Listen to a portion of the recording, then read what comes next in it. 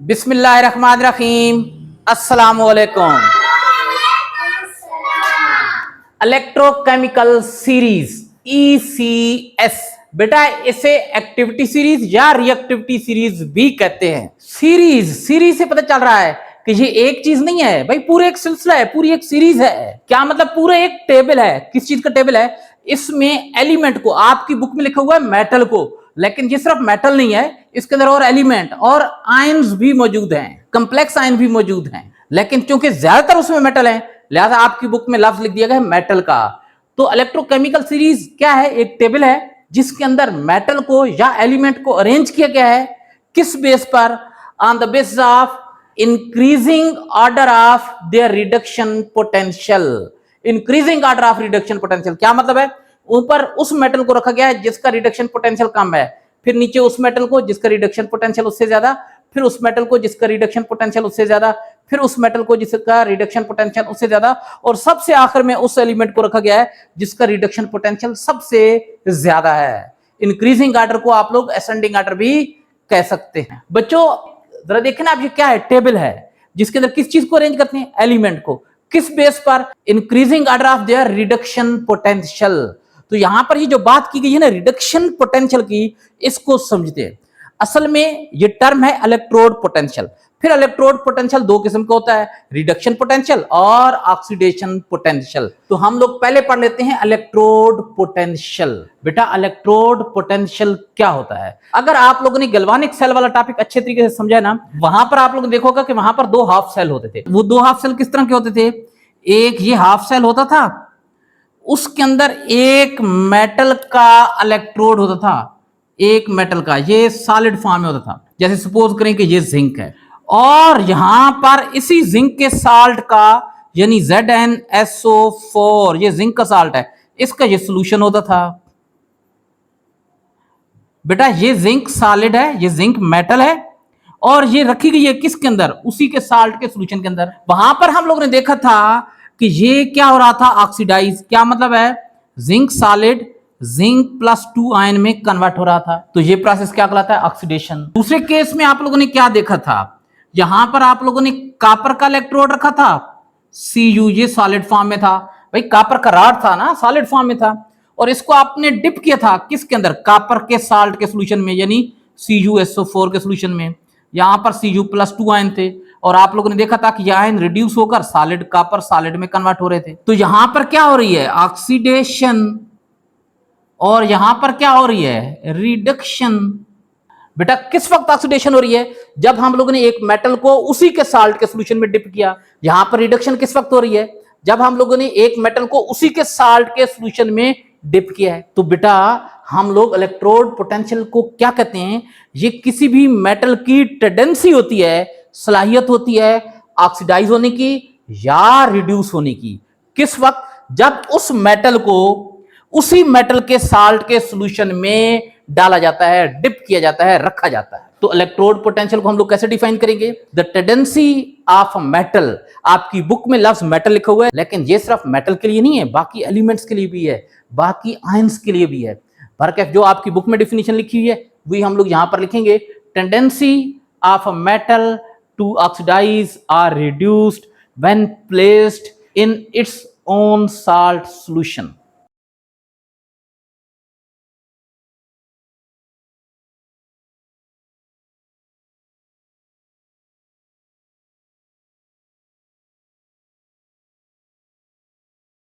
Tendency of a metal, किसी metal की सलाहियत टू ऑक्सीडाइज या रिड्यूस, ऑक्सीडाइज होने की या रिड्यूस होने की। किस वक्त? When placed in its own salt solution. जब हम उस मेटल को उसी के साल्ट में, जैसे जिंक है तो यहां जिंक के साल्ट के सॉल्यूशन में उसको प्लेस कर रहे हैं, उसको पुट कर रहे हैं। यहां कॉपर है तो कॉपर का साल्ट है और उसी के सॉल्यूशन के अंदर कॉपर को हम लोग रख रहे हैं। अब बच्चों इसके बारे में कुछ अहम बातें जो आपकी बुक में लिखी हुई हैं। पहली बात तो यह है कि it is the measure of the potential of reaction that can occur at N electrode, यानी एनोड या कैथोड के ऊपर जो रिएक्शन होगा ना उसके पोटेंशियल का इससे पता चलता है कि ये रिएक्शन एनोड पर होगा या नहीं होगा, ये रिएक्शन कैथोड पर होगा या नहीं होगा। यानी अगर आपको कोई रिएक्शन लिखा हुआ दे दिया जाए और आगे उसका इलेक्ट्रोड पोटेंशियल भी बता दिया जाए और आपसे पूछा जाए क्या ये वाला रिएक्शन एनोड पर होगा या नहीं होगा, तो आप उसके इलेक्ट्रोड पोटेंशियल को देखकर बता सकते हैं कि ये रिएक्शन एनोड पर होगा या नहीं होगा। इसी तरीके से अगर पूछ लिया जाए कि ये कैथोड पर होगा या नहीं होगा, तो बेटा आप लोग उसका इलेक्ट्रोड पोटेंशियल देखकर बता सकते हैं कि ये रिएक्शन कैथोड पर होगा या नहीं होगा।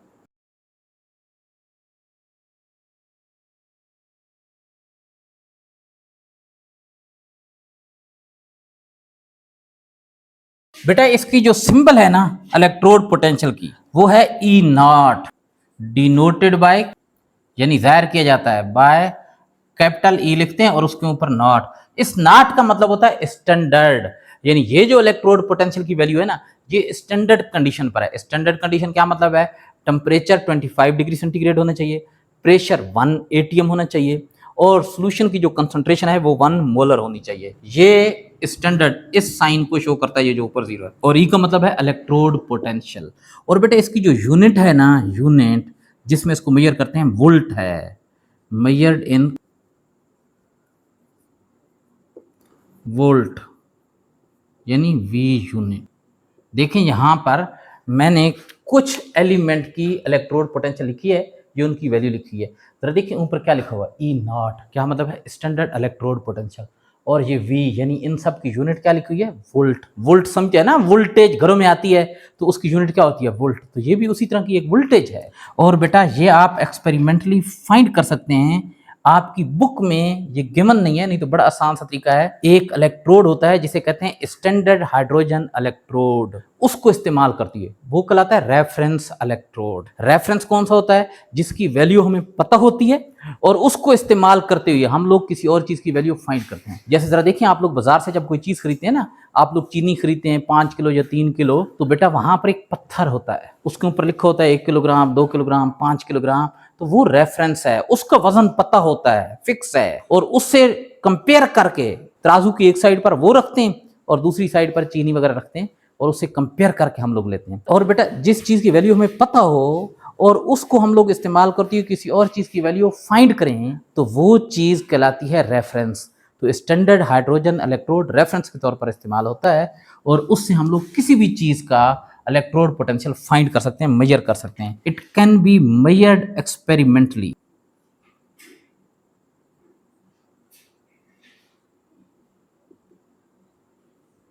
बाय यूजिंग स्टैंडर्ड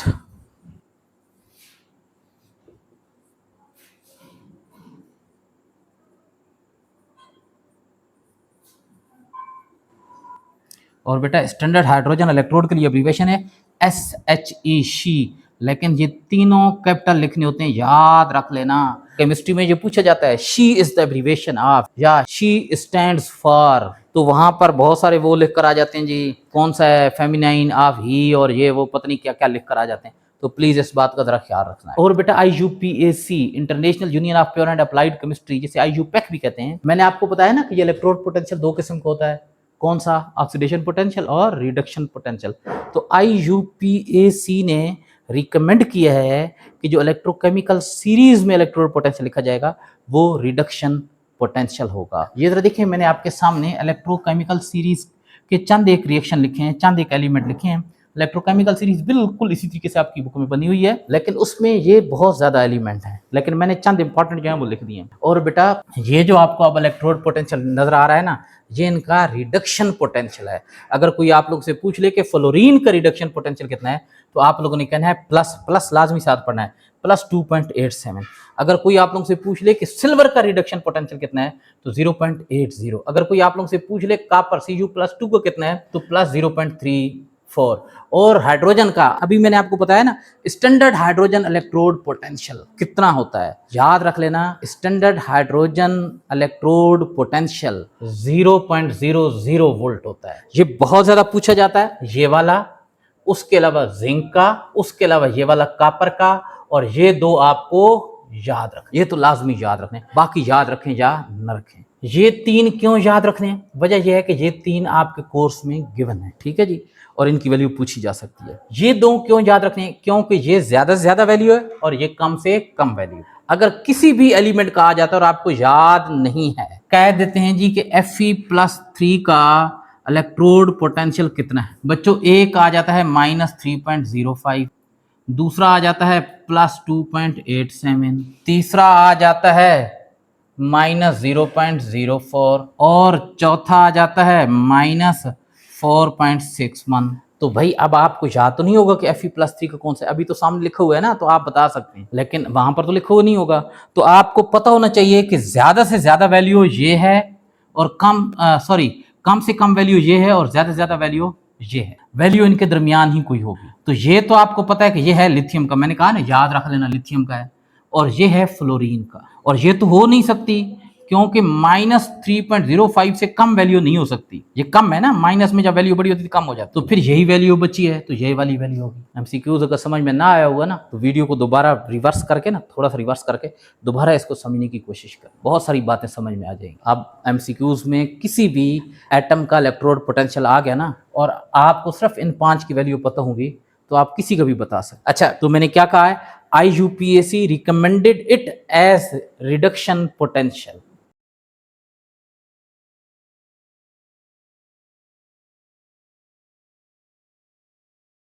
अब बच्चों ये तो रिडक्शन पोटेंशियल है ना, लेकिन इनसे आप ऑक्सीडेशन पोटेंशियल भी बता सकते हैं। अगर कोई पूछ ले कि लिथियम का रिडक्शन पोटेंशियल कितना है, -3.05। अगर कोई पूछ ले लिथियम का ऑक्सीडेशन पोटेंशियल कितना है, बड़ा आसान है भाई, सिर्फ इस साइन को चेंज करना है, माइनस है तो प्लस कर देना, प्लस है तो माइनस कर देना। अब बताए लिथियम का ऑक्सीडेशन पोटेंशियल कितना होगा, +3.05। देखिए ना, ये Fe का कौन सा है, ये सारे रिडक्शन पोटेंशियल है। ये फ्लोरीन का, ये वाला, ये जो है फ्लोरीन है, फ्लोरीन, ये फ्लोरीन का कौन सा पोटेंशियल है, रिडक्शन पोटेंशियल। अगर आपके एमसीक्यूज में आ जाता है कि फ्लोरीन का रिडक्शन पोटेंशियल इतना है, बताएं फ्लोरीन का ऑक्सीडेशन पोटेंशियल कितना है, तो भाई सिर्फ ये साइन चेंज कर देनी है, प्लस की जगह क्या लगा देना है, -2.87।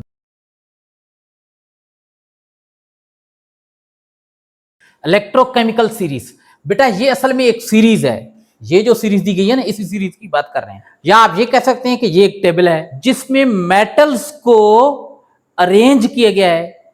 किस बेस पर अरेंज किया गया है, according to ascending order of their reduction potential. ये इनके रिडक्शन पोटेंशियल है।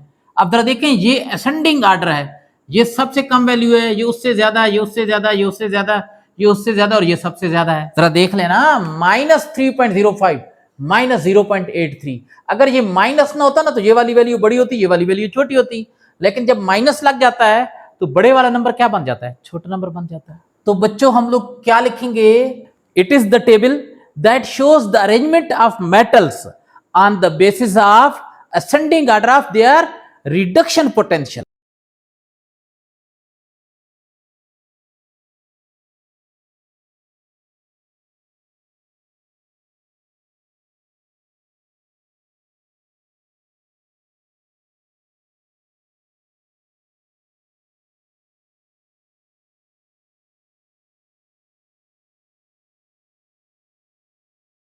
अब बच्चों इलेक्ट्रोकेमिकल सीरीज में ये जितने भी एलिमेंट के रिडक्शन पोटेंशियल लिखे हुए हैं ना, किस रेफरेंस की बेस पर फाइंड किए गए हैं, हाइड्रोजन के इलेक्ट्रोड को स्टैंडर्ड मानकर, स्टैंडर्ड हाइड्रोजन इलेक्ट्रोड, ये एक रेफरेंस इलेक्ट्रोड के तौर पर यूज होता है। रेफरेंस क्या मतलब है, इसकी वैल्यू पता है और इसके इलेक्ट्रोड पोटेंशियल की वैल्यू को इस्तेमाल करते हुए दूसरे एलिमेंट के इलेक्ट्रोड पोटेंशियल की वैल्यू फाइंड करनी होती है। अब हाइड्रोजन का जो इलेक्ट्रोड होता है उसका रिडक्शन पोटेंशियल या उसका ऑक्सीडेशन पोटेंशियल दोनों सेम होते हैं।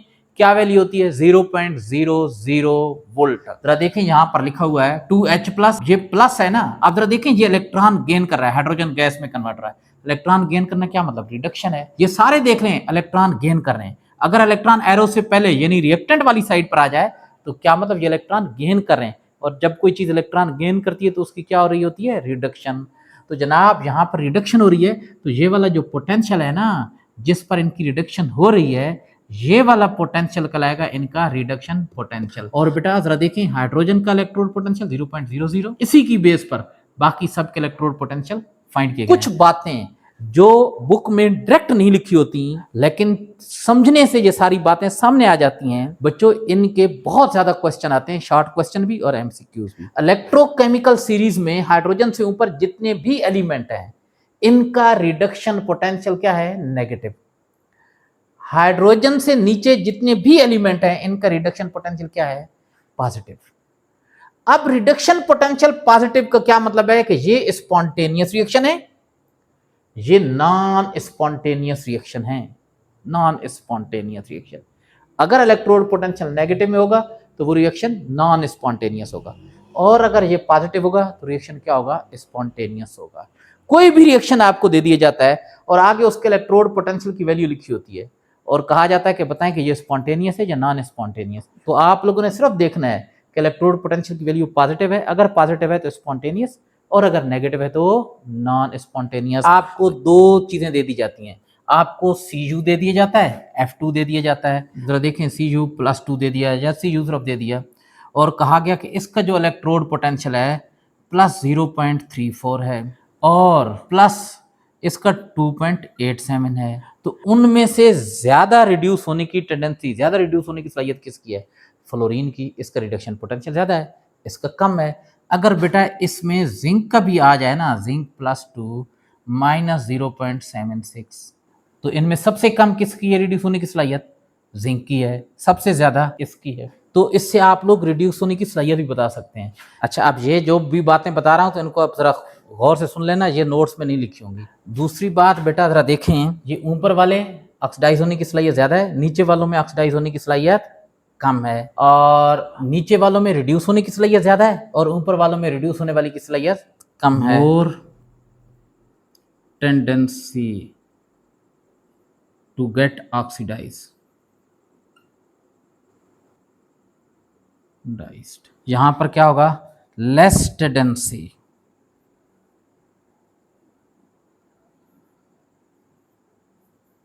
To get oxidised. अच्छा, अब बच्चों ऊपर वालों में ना, अगर यहां पर हम एक और एरो बना दें,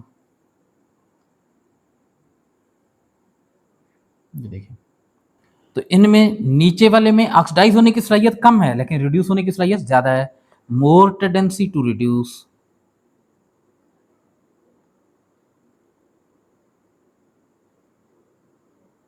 और बेटा इसमें क्या है, लेस टेंडेंसी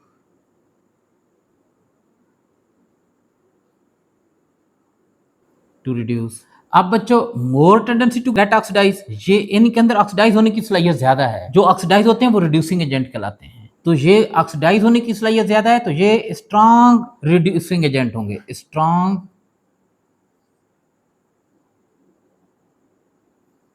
रिड्यूसिंग एजेंट। और ये वाले क्या होंगे, लेस रिड्यूसिंग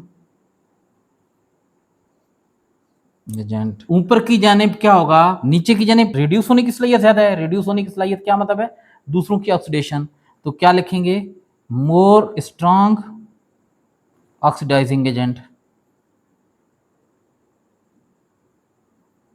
और ये ऊपर वाले क्या कहलाएंगे, week oxidising agent.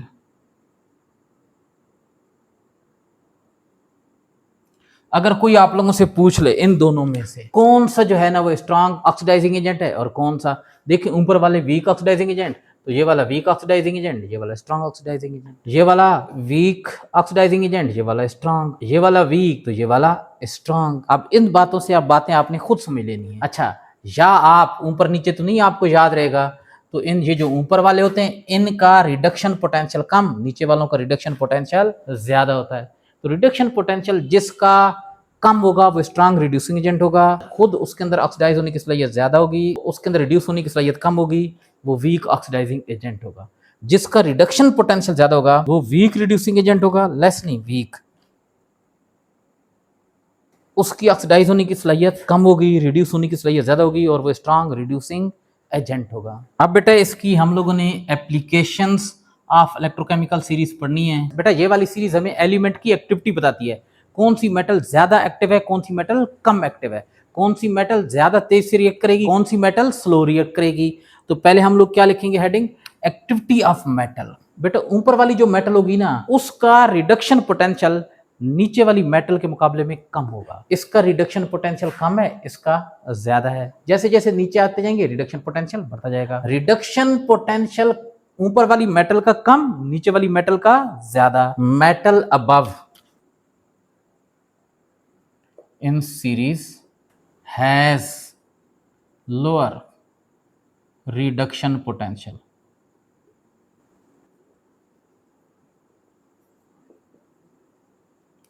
Then the metal below, जो नीचे वाली मेटल है। अब रिडक्शन पोटेंशियल कम है।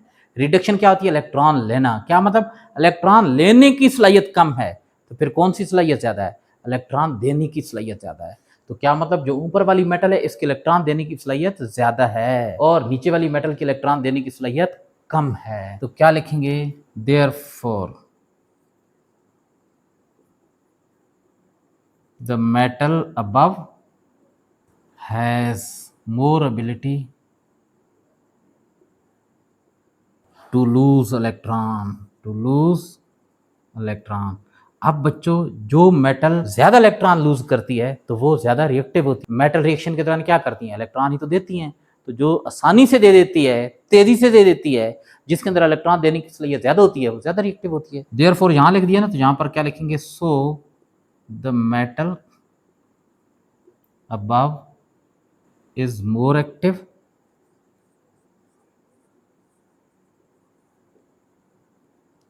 Then the metal below.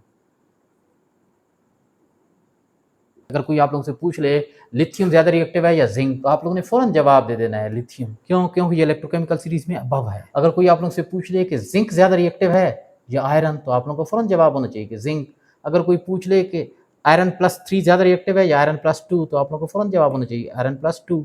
अगर कोई आप लोगों से पूछ ले कि Fe+3 ज्यादा रिएक्टिव है या कॉपर, आयरन ज्यादा रिएक्टिव है या कॉपर, तो आप लोगों को फौरन जवाब होना चाहिए कि आयरन।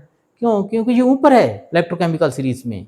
लेकिन बेटा जब पेपर में ये सवाल पूछा जाता है ना, कौन सी मेटल ज्यादा एक्टिव है, आयरन या कॉपर, तो वहां पर आप लोगों को इलेक्ट्रोकेमिकल सीरीज नहीं गिवन होगी, उनके साथ आगे रिडक्शन पोटेंशियल गिवन होगा। तो जिसका रिडक्शन पोटेंशियल कम वो ज्यादा एक्टिव, और जिसका रिडक्शन पोटेंशियल ज्यादा वो कम एक्टिव। बेटा दूसरे नंबर पर इसकी एप्लीकेशन है गैल्वानिक सेल में, और तीसरे नंबर पर इलेक्ट्रोलाइटिक सेल में।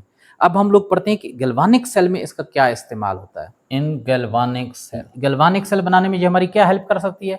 बेटा इससे हमें पता चल सकता है कौन सी मेटल एनोड के तौर पर काम करेगी, कौन सी मेटल कैथोड के तौर पर काम करेगी। जब मैं आप लोगों को गैल्वानिक सेल पढ़ा रहा था ना, और मैं वहां पर बार बार बोलता था कि भाई इलेक्ट्रोकेमिकल सीरीज से पता चलेगा, तो आप जरा समझ लें कि इलेक्ट्रोकेमिकल सीरीज से कैसे पता चलेगा। Prediction of anode and cathode. तो बच्चों एनोड कौन सा होता है? एनोड वो होता है जिसके ऊपर ऑक्सीडेशन होती है। तो बेटा ऑक्सीडाइज कौन सी मेटल हो रही है? जो ऊपर है वो ज्यादा ऑक्सीडाइज हो रही है और नीचे वाली ज्यादा रिड्यूस हो रही है। नीचे वाली रिड्यूस हो रही है तो नीचे वालों पर रिडक्शन होगी, और रिडक्शन आपको पता है कैथोड पर होती है। और ऊपर वाले कौन से होंगे? एनोड। तो जो मेटल ऊपर वाली हैं उनकी ऑक्सीडाइज होने की सलाहियत ज्यादा है। Metal above in ECS has greater tendency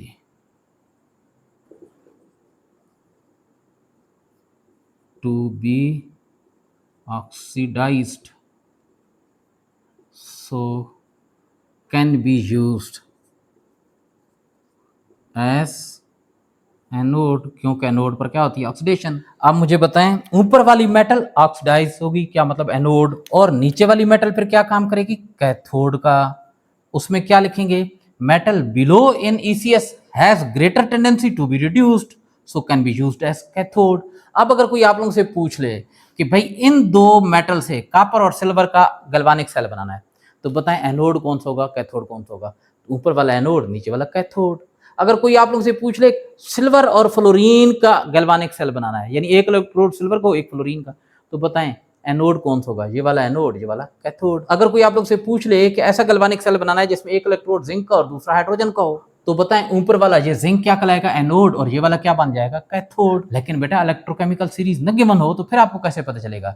भाई ऊपर वालों का रिडक्शन पोटेंशियल कम है, तो जिनका रिडक्शन पोटेंशियल कम होगा वो एनोड, और जिनका रिडक्शन पोटेंशियल ज्यादा होगा वो cathode. Third application of electrochemical series, product formed at cathode and anode during electrolysis। जब इलेक्ट्रोलाइसिस करते हैं तो कैथोड और एनोड पर कौन सा प्रोडक्ट बनता है? भाई हमें पता है ना, कैथोड पर कैटायन की रिडक्शन होती है और वो कैटायन किसी न्यूट्रल चीज में कन्वर्ट हो जाता है, वही न्यूट्रल चीज प्रोडक्ट होती है कैथोड पर जो बनता है। और बेटा एनोड पर एनाइन की ऑक्सीडेशन होती है, वो एनाइन न्यूट्रल स्पीशी में कन्वर्ट हो जाता है, एनायन से जो न्यूट्रल चीज बनती है वो एनोड पर बनने वाला प्रोडक्ट होता है। बेटा जरा देखें, इलेक्ट्रोलाइसिस दो तरीकों से करवाते हैं। कौन कौन से दो तरीकों से? एक तो आप किसी इलेक्ट्रोलाइट यानी एसिड, बेस या साल्ट को मेल्ट करवाकर उसकी इलेक्ट्रोलाइसिस करवाएं मोल्टन फॉर्म में, और दूसरा अगर आप मेल्ट न करवाएं और इनका एक्वस सॉल्यूशन इस्तेमाल कर लें, इनका एक्वस सॉल्यूशन बनाकर इनके इलेक्ट्रोलाइसिस करवाएं। बेटा अगर हम लोग किसी इलेक्ट्रोलाइट को मेल्ट करवाते हैं तो वहां पर सिर्फ और सिर्फ आयन इलेक्ट्रोलाइट के होंगे और किसी चीज के आयन नहीं होंगे। जैसे जरा देखें, एक हम लोग साल्ट ले लेते हैं, साल्ट भी इलेक्ट्रोलाइट है। ये साल्ट है NaCl, इसको जब मेल्ट करवाएंगे तो कौन सा आयन बनेगा? Na+, और कौन सा आयन बनेगा? Cl negative ion. तो आप जरा देखें, ये है कैटायन पॉजिटिव आयन, ये है anion negative ion. Cation cathode पर जाएगा, कैथोड पर इसकी क्या हो जाएगी? रिडक्शन हो जाएगी और ये सोडियम मेटल में कन्वर्ट हो जाएगा। ये एनायन है, एनायन कहां पर जाएगा? एनोड पर। एनोड पर आपको पता है ऑक्सीडेशन होती है, तो इस एनायन की ऑक्सीडेशन होगी और इसकी न्यूट्रल स्पीशीज यानी क्लोरीन गैस बन जाएगी। तो इसका मतलब ये हुआ कि अगर आप मोल्टन फॉर्म में इलेक्ट्रोलाइसिस करवाएंगे फिर तो कंफर्म है कि कैथोड पर उस इलेक्ट्रोलाइट का जो कैटायन होगा वो न्यूट्रल स्पीशी में कन्वर्ट होगा, ये वाला प्रोडक्ट बनेगा, और एनायन भी उसी इलेक्ट्रोलाइट का होगा और वो एनायन ऑक्सीडाइज होगा और न्यूट्रल स्पीशी में कन्वर्ट हो जाएगा, यही प्रोडक्ट बनेगा एनोड पर, क्योंकि एक ही कैटायन एक ही एनायन है। लेकिन बेटा अगर आप इलेक्ट्रोलाइट की मोल्टन फॉर्म इलेक्ट्रोलाइसिस नहीं करवाते, आप इलेक्ट्रोलाइट के एक्वस सॉल्यूशन की इलेक्ट्रोलाइसिस करवाते हैं, तो उस वक्त फिर सिर्फ एक कैटायन और एक एनायन नहीं होगा, उस वक्त साल्ट का कैटायन, साल्ट का एनायन होगा और साथ साथ वाटर का कैटायन और वाटर का भी एनायन होगा।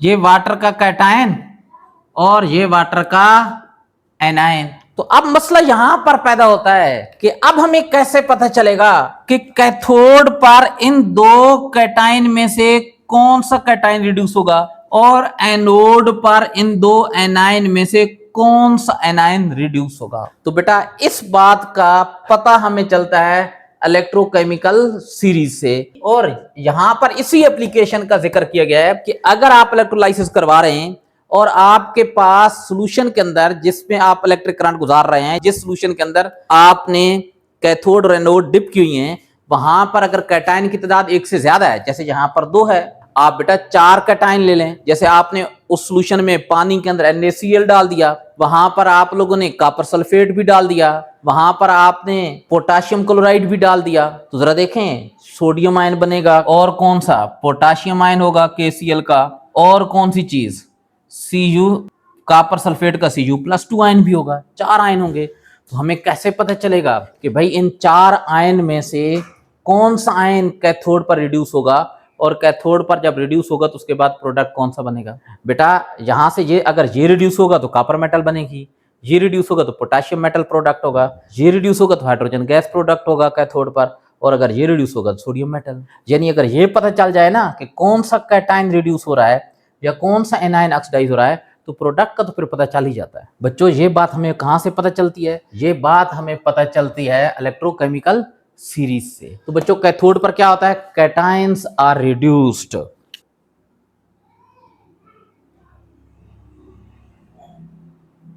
कैटायन रिड्यूस होते हैं। आपकी बुक में लिखा हुआ है positive ion gains electron. Positive ion क्या मतलब? कैटायन, एंड गेन इलेक्ट्रॉन क्या मतलब है? रिडक्शन। इलेक्ट्रॉन को गेन करना क्या कहलाता है? रिडक्शन।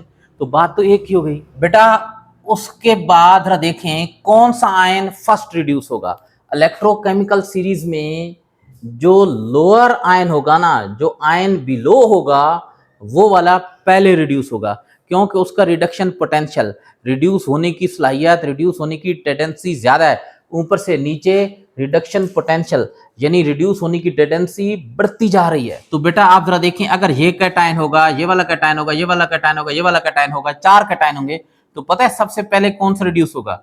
ये वाला। जब ये एब्सेंट हो जाएगा, ये जब खत्म हो जाएगा, फिर ये वाला रिड्यूस होगा। जब ये भी खत्म हो जाएगा सॉल्यूशन के अंदर से, तो फिर हाइड्रोजन, और जब ये भी खत्म हो जाएगा तो फिर Fe+3 आयंस लोअर, या आप लिख सकते हैं बिलो इन इलेक्ट्रोकेमिकल सीरीज में। पूरा नहीं लिखूंगा, ECS आर more likely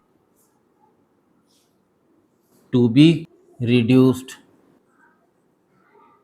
बच्चों आपकी बुक में एग्जांपल गिवन है कि अगर आप aqueous solution of sodium chloride के इलेक्ट्रोलाइसिस करवाते हैं तो वहां पर दो आयन होंगे Na+ और H+।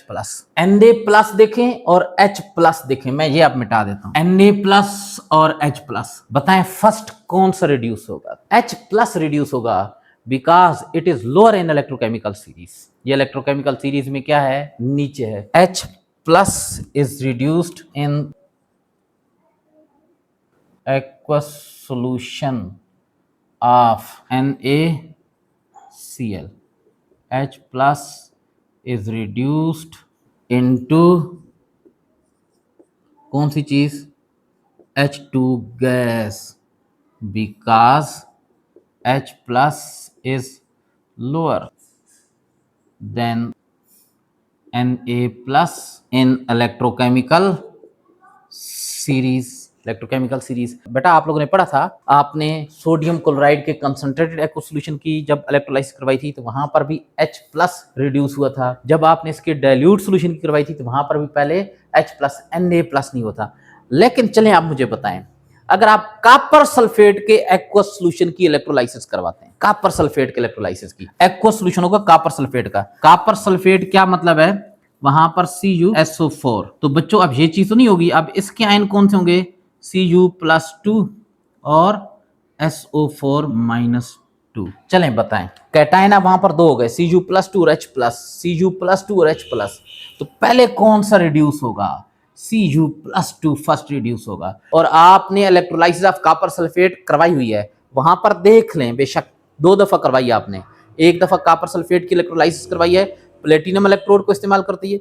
दूसरी दफा करवाई है कॉपर इलेक्ट्रोड को इस्तेमाल करती है। दोनों दफा देख लेना, कैथोड पर कॉपर आयन Cu+2 आयन क्या हो रहा था? रिड्यूस होता था फर्स्ट। और ये जो नीचे आ रहे हैं ना, ये लेस रिएक्टिव भी हैं। ऊपर वालों की रिएक्टिविटी ज्यादा है, नीचे वालों की रिएक्टिविटी कम है। तो आपकी बुक में ये भी लिखा हुआ है, वो जो नीचे वाला है वो लेस रिएक्टिव है, ऊपर वाला क्या है? मोर रिएक्टिव है। तो इस बात को भी जरा ख्याल रखना। तो अब इतना पता चल जाएगा, अगर आ जाए कि सिल्वर और आयरन आ जाए तो बताएं पहले कौन सा रिड्यूस होगा? सिल्वर जो नीचे है वो कैथोड पर रिड्यूस होगा, सिल्वर मेटल में कन्वर्ट हो जाएगा। अच्छा आपकी बुक में एक और लफ्ज लिखा होता है आयंस डिस्चार्ज। ये वाला लफ्ज जरा समझ लेना, आयंस डिस्चार्ज। डिस्चार्ज का मतलब ये होता है कि चार्ज का खत्म होना, चार्ज खत्म हो जाना। भाई आयंस पर चार्ज होता है ना, दो किस्म का आयन होता है। जैसे जरा देखें Cu+2 और O-2, positive ion negative ion, जी कैटायन बन गया, एनायन बन गया। अब इसका चार्ज कैसे खत्म होगा? +2 चार्ज क्या मतलब? 2 इलेक्ट्रॉन कम है, इसको 2 इलेक्ट्रॉन मिल जाएं तो इसका चार्ज खत्म। इस पर इलेक्ट्रॉन ज्यादा है, 2 इलेक्ट्रॉन ज्यादा है, नेगेटिव चार्ज का क्या मतलब है? इलेक्ट्रॉन ज्यादा होते हैं। तो ये अगर 2 इलेक्ट्रॉन दे दे, 2 इलेक्ट्रॉन इसने दे दिए तो ऑक्सीजन में कन्वर्ट हो जाएगा, चार्ज खत्म। क्या मतलब? डिस्चार्ज हो गया है। कैसे डिस्चार्ज हुई है? इलेक्ट्रॉन लेकर या इलेक्ट्रॉन देकर। इलेक्ट्रॉन लेना रिडक्शन और इलेक्ट्रॉन देना ऑक्सीडेशन। तो डिस्चार्ज होने का मतलब ये होता है कि चार्ज का खत्म होना। और चार्ज कैसे खत्म होता है? या तो ऑक्सीडेशन से या रिडक्शन से। तो बच्चों डिस्चार्ज का मतलब भी ऑक्सीडेशन या रिडक्शन होता है। अगर दोनों लफ्ज न लिखें तो उसकी जगह पर आप एक ही लफ्ज लिख सकते हैं, डिस्चार्ज का। अब बच्चों ये तो हम लोगों ने पढ़ा है कि कैथोड पर कौन सा प्रोडक्ट बनता है, कौन सा आयन पहले रिड्यूस होता है। ये बात तो बिल्कुल क्लियर है, 100% ठीक है। लेकिन जब एनोड की बारी आती है ना बेटा, तो आपकी बुक में जो कुछ लिखा गया है ना, मैं उससे इत्तेफाक नहीं करता हूं। मेरे ख्याल में आपकी बुक में सारी बातें उल्ट लिख दी गई हैं। मेरे ख्याल में, मैं गलत भी हो सकता हूं, लेकिन अब यहां पर जो कुछ हम लोग पढ़ेंगे वो पढ़ेंगे आपकी बुक के हिसाब से। तो अब मैं इसको मिटा देता हूं। अब हम लोग पढ़ते हैं एट एनोड। एनोड पर क्या होता है बेटा? एनायन की ऑक्सीडेशन होती है, oxidation of anion, oxidation of anions. आपकी बुक में लिखा हुआ है negative ions loses the electron. Negative ion क्या मतलब? एनायंस। और लूजेस द इलेक्ट्रॉन क्या मतलब? ऑक्सीडेशन। बात तो वही है। अब बच्चों यहां पर जो है ना, कौन सा आयन ऑक्सीडाइज या रिड्यूस होगा?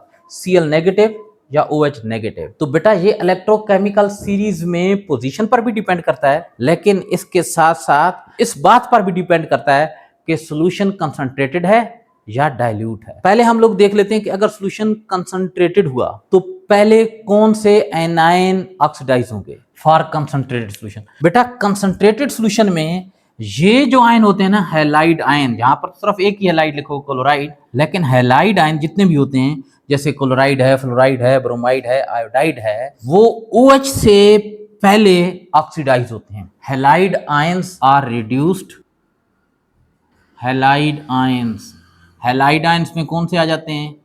Fluoride ion, chloride ion, bromide ion, iodide ion are oxidised into halogen. कौन सी हैलोजन बनेगी? जाहिर सी बात है, फ्लोराइड आयन से फ्लोरीन गैस, क्लोराइड आयन से क्लोरीन गैस, ब्रोमाइड आयन से ब्रोमीन, लेकिन ये गैस नहीं है, ये लिक्विड होता है, और आयोडाइड आयन से आयोडीन, और ये सॉलिड होता है। First rather than OH negative ion. ठीक है जी, बिकॉज अब आपकी बुक में क्या लिखा हुआ है? Because these ions are lower in position than water. Water के अंदर भी OH आयन आ रहा है ना, तो भाई मुझे इसी बात से इख्तिलाफ है कि लोअर वाला फर्स्ट ऑक्सीडाइज नहीं होता, जो ऊपर वाला होता है वो फर्स्ट ऑक्सीडाइज होता है। यहां पर असल वजह ये बात ठीक लिखी हुई है कि अगर कंसंट्रेटेड सॉल्यूशन हो तो हैलाइड आयन पहले ऑक्सीडाइज होंगे और हाइड्रोक्साइड आयन या हाइड्रोक्सिल आयन या हाइड्रोक्सी आयन बाद में ऑक्सीडाइज होगा।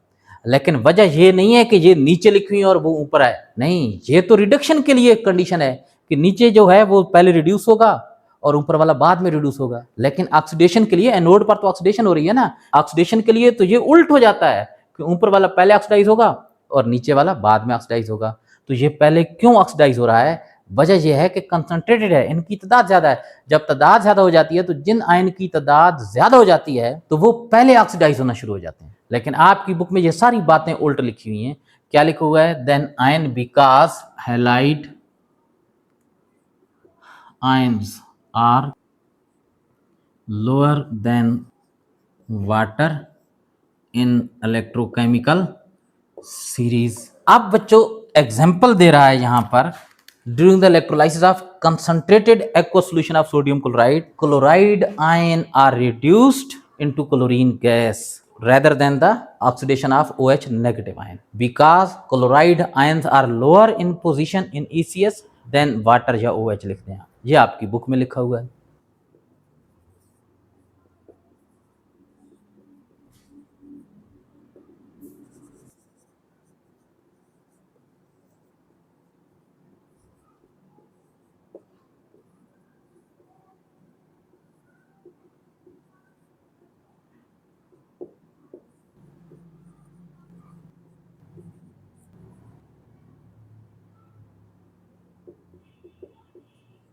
उम्मीद है ये बात आपको समझ में आ गई होगी। अब बच्चों हम लोग देख लेते हैं कि अगर सॉल्यूशन डाइल्यूट हो तो फिर क्या होता है। बच्चों जब डाइल्यूट सॉल्यूशन होता है ना तो हैलाइड आयन से पहले OH नेगेटिव आयन ऑक्सीडाइज होता है। चलें बताएं, OH नेगेटिव आयन ऑक्सीडाइज होगा तो क्या बनेगा? बेटा वाटर और साथ साथ ऑक्सीजन। लेकिन हम लोग कहते हैं इसका प्रोडक्ट ऑक्सीजन है। वजह यह है कि वहां पर पानी तो पहले मौजूद होता है, OH खुद पहले पानी से बना होता है, पानी से बनने के बाद फिर दोबारा अगर पानी बना रहा है तो उसे हम लोग प्रोडक्ट नहीं कहेंगे। हाँ, पानी से ये OH बने और OH से जब ऑक्सीजन बनती है तो वो ऑक्सीजन क्या कहलाता है? प्रोडक्ट कहलाता है। तो बच्चों OH नेगेटिव आयन क्या होता है? ऑक्सीडाइज होती है। अच्छा, अब इसकी वजह में वो दो बातें बता रहा है, नंबर 1 कंसंट्रेशन और number 2 over potential of Cl negative ion.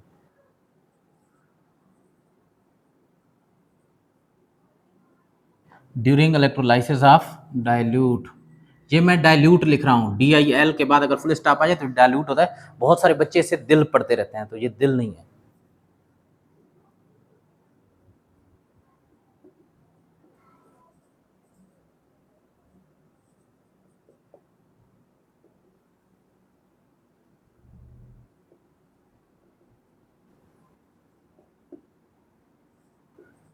Rather than की बजाय क्लोराइड आयन। आगे कह रहा है even that Cl negative ion is lower in ECS। इसके कहने का मतलब ये है कि ये अगर लोअर है तो पहले इसको होना चाहिए था, लेकिन मेरे ख्याल में ये बात ठीक लिखी हुई नहीं है। लेकिन बेटा मेरा व्यू है, मेरा व्यू गलत भी हो सकता है।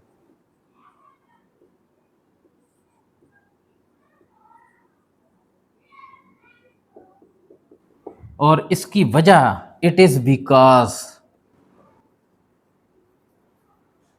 इसकी बेटा वो दो वजह बता रहा है। एक बता रहा है कंसंट्रेशन इफेक्ट, और कंसंट्रेशन इफेक्ट में ये बता रहा है कि डिस्चार्ज ऑफ आयन, यानी आयन ऑक्सीडाइज होता है या रिड्यूस होता है, is not influenced only by the position in the ECS. सिर्फ इस बात पर डिपेंड नहीं करता कि ईसीएस में उसकी पोजीशन क्या है, but it also depend upon the concentration of the solution. अब अगर concentration of the solution dilute है तो वहां पर OH नेगेटिव आयन की तादाद ज्यादा होगी। क्या मतलब? OH नेगेटिव आयन की कंसंट्रेशन ज्यादा होगी और हैलाइड आयन की कंसंट्रेशन कम होगी। अब OH नेगेटिव आयन की कंसंट्रेशन ज्यादा है तो जिस आयन की कंसंट्रेशन ज्यादा होती है वो फर्स्ट ऑक्सीडाइज होता है।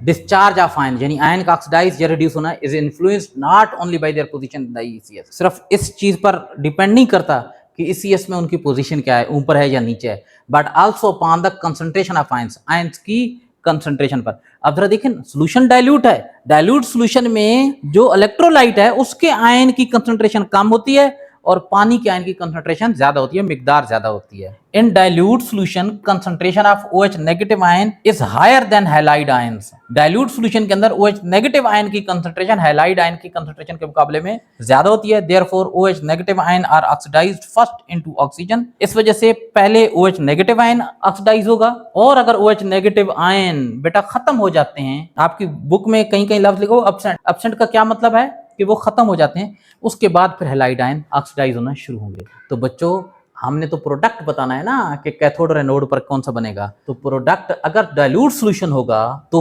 एनोड पर प्रोडक्ट ऑक्सीजन गैस होगी, ये वाला प्रोडक्ट है। ठीक है, पूछ लिया जाता है प्रोडक्ट कौन सा बनेगा। अब बच्चों, दूसरा जो इफेक्ट है वो ओवर पोटेंशियल की बात कर रहा है, over potential of Cl negative. अब आपकी बुक में कह रहा है कि ओवर पोटेंशियल कहते हैं extra voltage.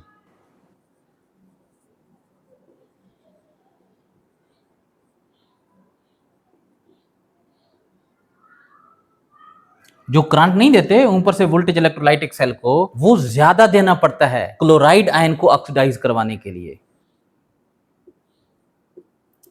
Is higher than OH negative ions. OH negative ions के मुकाबले में क्लोराइड आयन को ऑक्सीडाइज होने के लिए ज्यादा वोल्टेज देना पड़ता है, ज्यादा पोटेंशियल देना पड़ता है, और इस वजह से OH नेगेटिव आयन आसानी से ऑक्सीडाइज हो जाते हैं और ये आसानी से ऑक्सीडाइज नहीं होते। बुक में लिखा हुआ है this make energetically less favourable to discharge the Cl negative ion. This make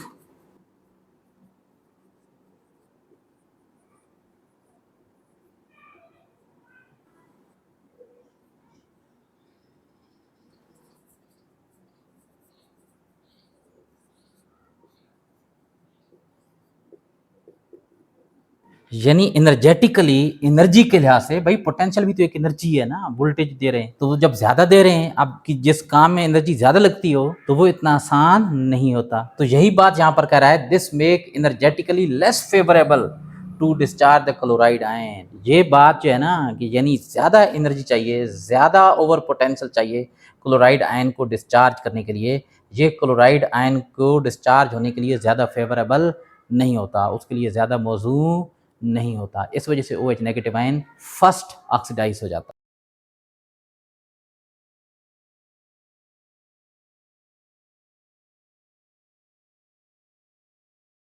concept assessment exercise 4.3 book page है 58। बेटा इसके 3 पार्ट हैं, पार्ट 1, 2 और 3। पार्ट 1 में कह रहा है which of the following metals is more likely to undergo reduction. यहां पर बेटा 2 मेटल के रिएक्शन गिवन है, आगे उनका रिडक्शन पोटेंशियल भी गिवन है।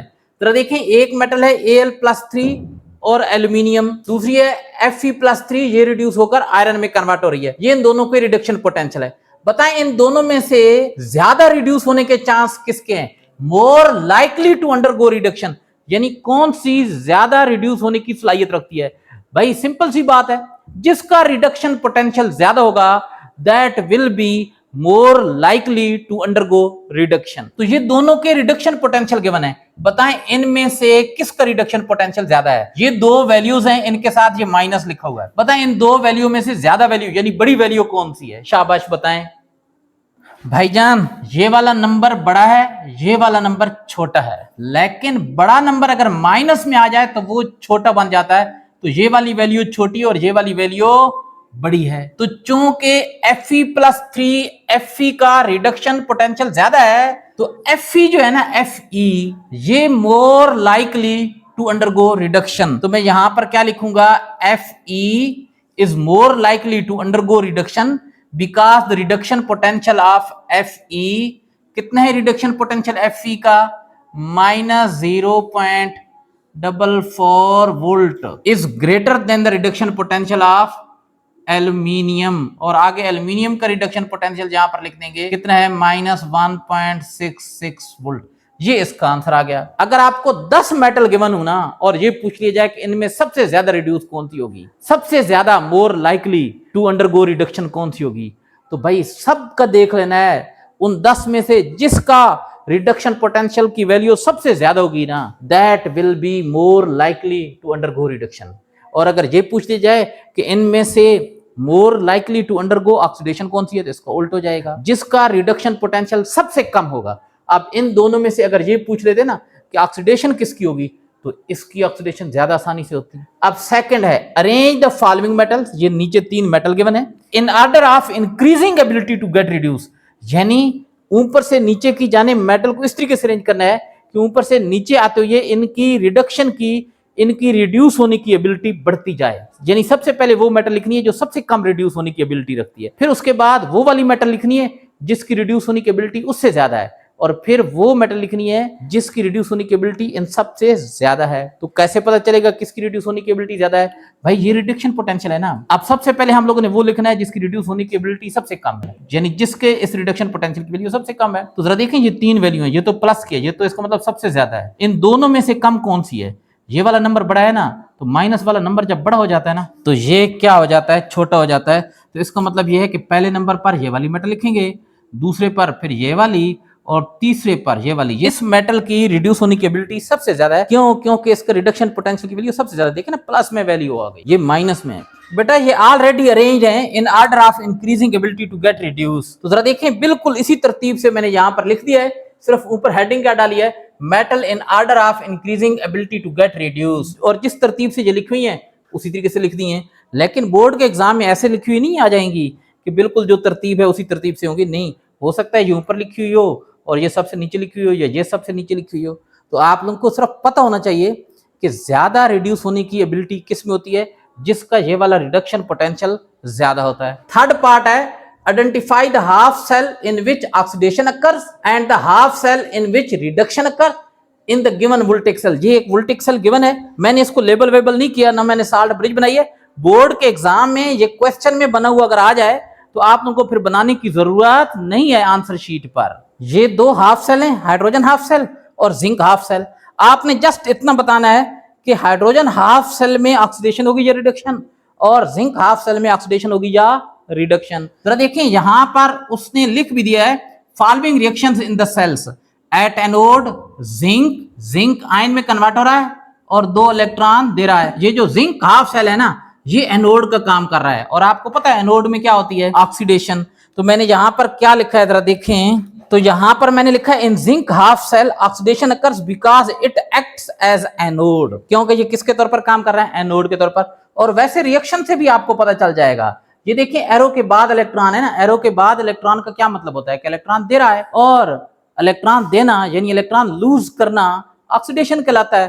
तो यहाँ पर ऑक्सीडेशन हो रही है, जिंक हाफ सेल। जरा देखें, यहाँ पर जिंक वाला रिएक्शन लिखा हुआ है। अच्छा, आप जरा देखें, हाइड्रोजन हाफ सेल जो है H2 हाफ सेल, ये देखें कैथोड का काम कर रहा है। कैथोड का क्या लिखा हुआ, H2। ये हाइड्रोजन हाफ सेल का रिएक्शन लिखा हुआ है, इस हाफ सेल का। कैथोड नाम से भी पता चल गया कि यहाँ रिडक्शन होगी। उसके अलावा अगर आप इक्वेशन को देखें तो क्या हो रहा है, यहाँ पर H+ 2 इलेक्ट्रॉन गेन कर रहा है, एरो से पहले इलेक्ट्रॉन है, गेन कर रहा है। इलेक्ट्रॉन गेन करना रिडक्शन कहलाता है।